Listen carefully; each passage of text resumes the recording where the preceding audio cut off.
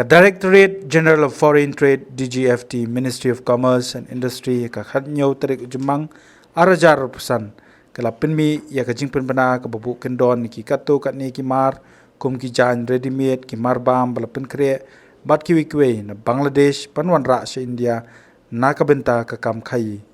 Hendrai ka ministry kala ongru ba kum ka ni ka jingkhang kanom tre kam ki mar Bangladesh ki bayat lingba ka India ki balej sa Nepal bat Bhutan ha ka jing pitha ka bala penmi lingba ka jingpen bana ka ong ba num sha banwan ra ye ki jan ready made baro na Bangladesh na kano ka land port hendai la sha tang lingba ki kat ling duriau jongka Hava Sheva bat ka Kolkata seaport ka jingwan ra ki fruit flavor but carbonated drinks processed food items and cotton yarn waste plastic and PVC furnished goods lanyo ki pigments dyes plasticizers bat ki wooden furniture anum sha ban ya lingba kinu ki land customs station LCS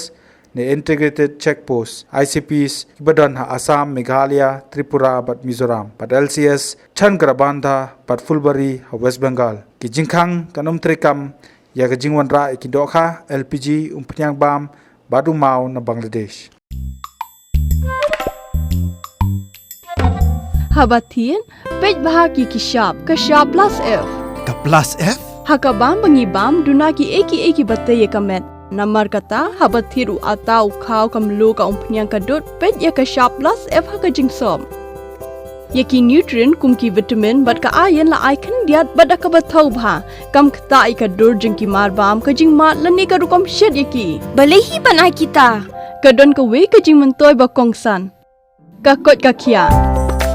Ka nutrition ba kham bha ka jing im ba kham bha pendon kam daki mar ba modon ka shop plus F menta ka sni. Lawan ra shapi lingba ko office jong Commissionerate of Food Safety Meghalaya